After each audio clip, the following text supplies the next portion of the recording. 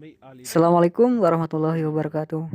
Sahabatku semua yang dirahmati oleh Allah Subhanahu wa taala, mari kita simak sejenak kisah dari sahabat kita berikut ini. Where are you at now with your life? Where are you at now with your life? What's happened to you? And at this point in my life, والله I've been gifted alhamdulillah by Allah with cancer throughout my body, and I've changed my whole life to sort of helping people. Why do you call it a gift, Ali? And alhamdulillah, it's a gift because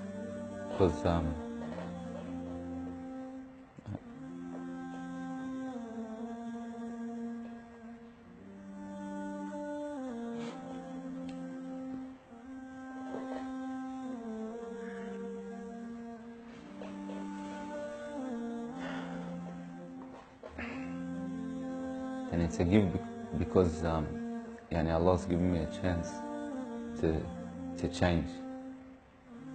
What has having cancer, what has it opened your eyes to? SubhanAllah, everything in life, even the smallest gift, like breathing fresh air.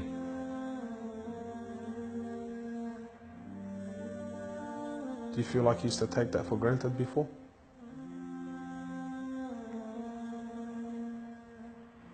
How long have you had cancer? 4 months now.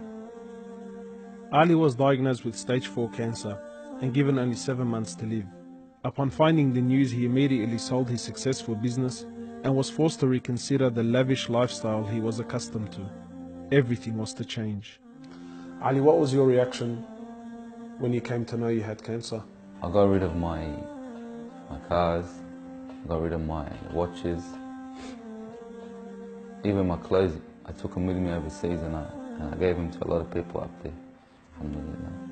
So I wanted to try to leave this world without anything. So you were on a mission to get rid of your dunya. It wasn't until Ali invited us into his room that we truly understood the luxurious lifestyle that he was living and the extent of the sacrifice that he was making. What's all this, Ali? Talk to me, explain this It's stuff. a bracelet, costs about 60,000. $60,000. Yeah. What do you have in these boxes now? They're all my shoes, alhamdulillah. Louis Vuitton? All Louis Vuitton. How much is something like this worth, Ali? They're probably about 1,300, How much you pay for that, Ali? about 700 Pounds. for a pair of thongs, yeah. So what's happening with the sunglasses here, Ali? I just like collecting different sunglasses. Yeah. I've got rid of a lot of them. I gave them to a couple of brothers in Africa, alhamdulillah. So you're telling me there's a kid in Africa that's walking around with Louis Vuittons and jewelry? Can I try one of these hats on? I've only mentioned them in my talks like 100 times. You can try the red one on. It's limited edition one. Barakallah. What do you reckon, else? Sheikh Gucci. Ali's interest in the dunya has left him abruptly and no longer holds a place in his heart. So Ali, what do you feel now, like when you look at this? And driving something like this doesn't really cross my mind anymore. It's not something I would want to do no more. After someone tells you, or you find out that you're sick, or you haven't got much time in this life, wallah, this is the last thing you would want to chase. And this is how we should be living our life every day. Car like this, people would love to be in it, people would love to own, people would love to drive it. Wallah, they're going for the wrong goals. And you realize that when you get sick, when someone tells you you haven't got long to live, you realize all this stuff, it does not benefit us in any way. So what's the value of this in your heart now? This is worth one pair of thongs for a little African child with no thongs. Wallahi, it's worth more than me to see him smile with a pair of thongs than own one of these. Wallah al-Azim. Ali has since dedicated the remainder of his life and wealth to helping those who are far less fortunate than him. After an emotional journey to Africa, Ali has established a charity titled Muslims Around the World Project. The organization wasted no time in the construction of a masjid and a school in Africa to serve as an ongoing charity for him when he finally has to depart this world. Well, it all started from when I went to the cemetery when a brother that has cancer passed away. And I was at the cemetery and I was just thinking to myself, you know, after you go, there's nothing. There's no one there for you.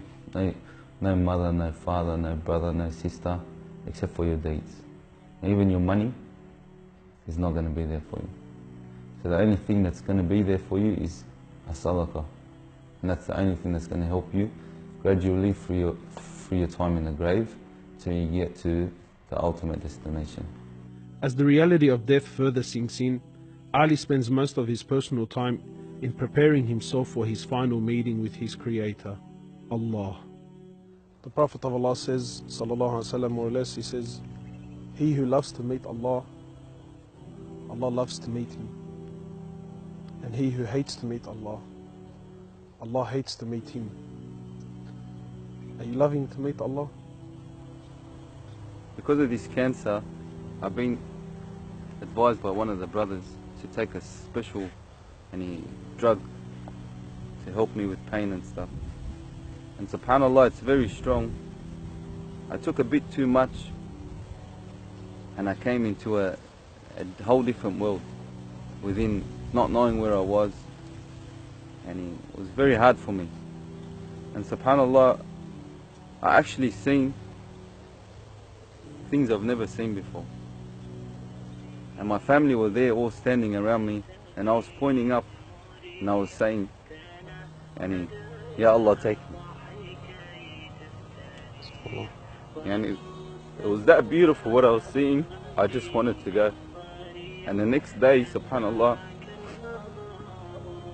I woke up and I was upset that Allah didn't take me.